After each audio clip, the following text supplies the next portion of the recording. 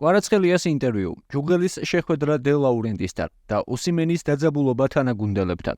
ამ და სხვა სიახლეების ანახავად უყურეთ ვიდეოს ბოლომდე. ახლა კი გეტყვით, რომ ნაპოლის ქართველმა შემტევმა ხვიჩა კვარაცხელიამ გავლენიან გამოცემა ვერსუსთან მის წარმატებაზე და ღირებულებებზე ისაუბრა. ერთ-ერთი მთავარი თემა იყო ადიდასთან გაფორმებული ხელშეკრულება. აღსანიშნავია, რომ აღნიშნული გამოცემა განსაკუთრებით დიდ ინტერესს იჩენს იმ სპორტსმენების მიმართ, რომლებსაც დიდ მომავალს უწინასწარმეტყველებენ. ქართველი შემტევი კი ერთ-ერთი მათგანია. კვარაცხელიას საინტერესო ინტერვიუს მოსმენამდე არ დაგეზაროს, დამიჯმე ზუსტად 2 წამი. დაალაიქე ვიდეო და გამოიწერე აქ. პირველ რიგში რას ფიქრობთ უახლეს პრედატორებზე? პრედატორის თაობის ზევრობა საოცარი გრძნობა, ის მახსენებს ლეგენდებს, ზიდანს და სხვა დიდ მოთამაშეებს, რომლებიც საუკეთესო ფეხბურთს თამაშობდნენ მსგავსი ბუცებით. ასე რომ, პრივილეგია ახლა ჩემი საკუთარი წყვილით თამაში. როცა პატარა იყავი, ოდესმე გიფიქრია, რომ იქნებოდი ადიდასის სპორტსმენი? არა, სულაც არა. რა თქმა უნდა, სიზმარი მეკონა, როდესაც შევიტყვე ამ პარტნიორობის შესახებ, რადგან ადიდასი არის დიდი ბრენდი და საუკეთესოა მსოფლიოში, როდესაც საქმე ფეხბურთს ეხება. ახლა ძალიან ვამაყობ, რომ ადიდას პრედატორის სპორტსმენი ვარ. რატომ არის მნიშვნელოვანი, რომ გქონდეს საუკეთესო ფეხსაცმელი როგორც ფეხბურთელს? პატიოსნად, როცა კარგი ბუცები გაქვს, გოლის გატანა ბევრად უფრო ადვილია. ამიტომ ფეხბურთელისთვის, რომელიც ჩემს პოზიციაზე თამაშობს, ნამდვილად მნიშვნელოვანია, რომ კარგი ფეხსაცმელი გქონდეს. და რა თქმა უნდა, ასეთი მშვენიერება გეხმარება მოედანზე ყველასგან გამოირჩეოდე, რაც ასევე მნიშვნელოვანია. შენ ძალიან კარგად თამაშობ ნაპოლიში. როგორია ითამაშო ასეთ კლუბში და როგორ მიგიღეს გულშემატკივრებმა? შენ გაღმერთებენ? ძალიან ბედნიერი ვარ, რადგან ნაპოლის საოცარი გულშემატკივარი ხავს. მათ ძალიან უყვართ ფეხბურთი და ვამაყობ, რომ ასე კარგად მექცევიან. ნაპოლი დიდი გუნდია, დიდი ლეგენდებით. მარადონა აქ თამაშობდა და ამაზე ბევრად დიდი და უკეთესი ვერ იქნები. ეს ასევე შესანიშნავი ქალაქია და ჩემი აზრით, მსოფლიოში ერთ-ერთი საუკეთესო კლუბია. სწორედ ეს ხდის კლუბში ყოფნას და გამოცდილებას დაუვიწყარს. და შენი მეტსახელი კვარადონა. როგორი გრძნობაა ეს? ახლახანს ახსენეთ მარადონა. მაგრამ ეს დიდი პატივია, რომ გულშემატკივრებმა დაინახონ ასეთი მსგავსება თქვენ ორს შორის. დიახ, რა თქმა უნდა, რადგან მარადონა ნაპოლის ღმერთია. მასთან შედარება ძალიან კარგია, მაგრამ რა თქმა უნდა, თავს ვერ შევადარებ, რადგან ის ერთ-ერთი საუკეთესო ფეხბურთელია მთელს ისტორიაში. ბუნებრივია წარმოუდგენლად ვამაყობ, რომ გულშემატკივრები კვარადონას მეძახიან. ეს ჩემთვის ბევრს ნიშნავს. თქვენ გაქვთ ფეხბურთის ძალიან გამორჩეული სტილი. თქვენ ნამდვილად ექსპრესიული და კრეატიული ხართ ბურთით. როგორ განავითარეთ ეს სტილი? ყოველთვის ასე თამაშობდი, თუნდაც ბავშვობაში? საქართველოში ვარჯიშის შემდეგ მეგობრებთან ერთად ვაგრძელებდი თამაშს პატარა სტადიონზე. სწორედ მაშინ განმივითარდა ტექნიკა, რომელსაც დღეს ვიყენებ. ფეხბურთის თამაშის საუკეთესო გზა თავისუფლებაა. უბრალოდ თამაშის სიყვარული. როდესაც ჩვენ გარეთ ვიყავით და თქვენ კამერებისთვის დარტყმებს აკეთებდით, მე ვხედავდი თქვენს სახეს, რომელიც უბრალოდ იღიმოდა. მიყვარს ეს სპორტი და ვცდილობ ყოველ წამს ვისარგებლო. იქნება ეს მოედანზე თუ კამერის წინ. როდესაც ბურთი მაქვს ფეხებთან, ყველაზე ბედნიერი ვარ. ვაკეთებ იმას, რაც შემიძლია.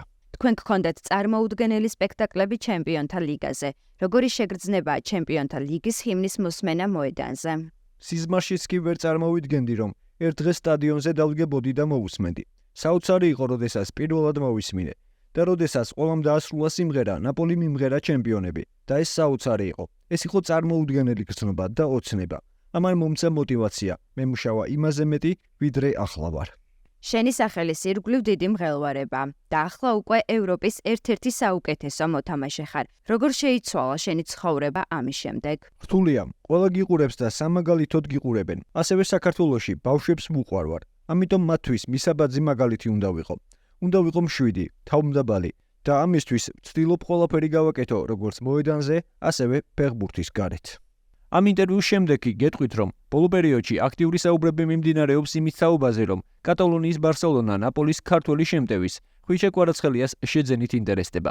აღსანიშნავია, რომ ჩემპიონთა ლიგის მერვედფინალში ბარსელონა ნაპოლის დაპირისპირებას ესწრებოდა კვარაცხელიას აგენტი მამუკა ჯუღელი, რომლის იქ ჩასვლა ბარსელონასთან მოლაპარაკებებს დაუკავშირეს. თუმცა ჯუღელის კატალონიაში ვიზიტი ამ კლუბს საერთოდ არ უკავშირდება.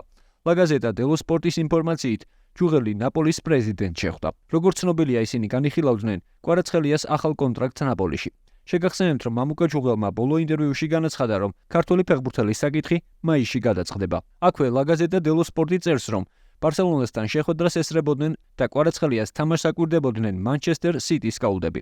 მათ ინფორმაციით, როგორც ჩანს, პეპე გვარდიოლა ქართველის შემტევით დაინტერესდა, თუმცა ჯერ მხოლოდ დაკვირვების დონეზე. აქვე გახსენებთ, რომ კვარაცხელიას მიმართ დაკვირვებას პრემიერ ლიგის კიდევ ორი კლუბი, ლივერპული და ნიუკასლიც აწარმოებდა. მიუხედავად იმისა, რომ ხვიჩა კვარაცხელიასთვის წლევანდელი ჩემპიონთა ლიგა ნაკლებად წარმატებული აღმოჩნდა, ის მაინც ლიგის ლიდერებშია.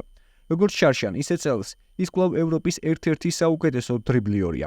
კვარაცხელია 2022-23 წლების ჩემპიონთა ლიგის სეზონში საშუალოდ 3.9 წარმატებულ დრიბლინგს ახორციელებდა, რაც ვინისიუს ჟუნიორთან ერთად საუკეთესო მაჩვენებელი იყო ტურნირზე.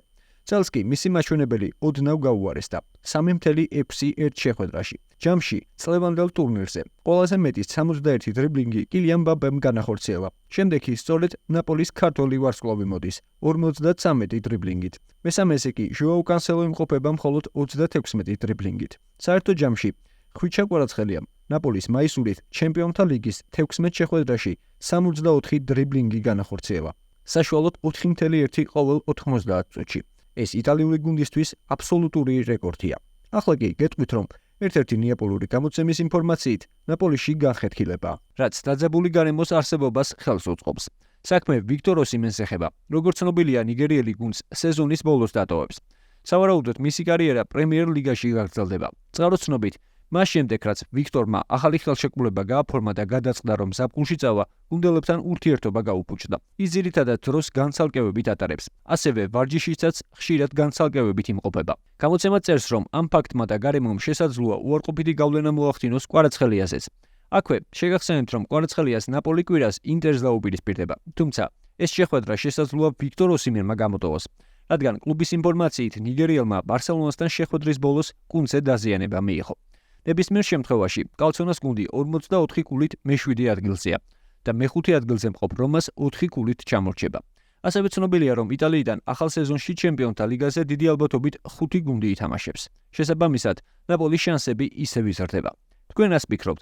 რა შედეგი დამთავრდება ნაპოლის და ინტერის დაპირისპირება? დაწერეთ თქვენი აზრი კომენტარებში.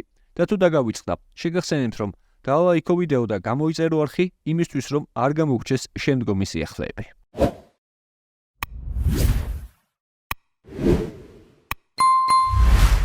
და ეს არის კრისტალბეთ ეროვნული ლიგის თამაშებს და უგულშემატკივრე ქართულ ფეხბურთს.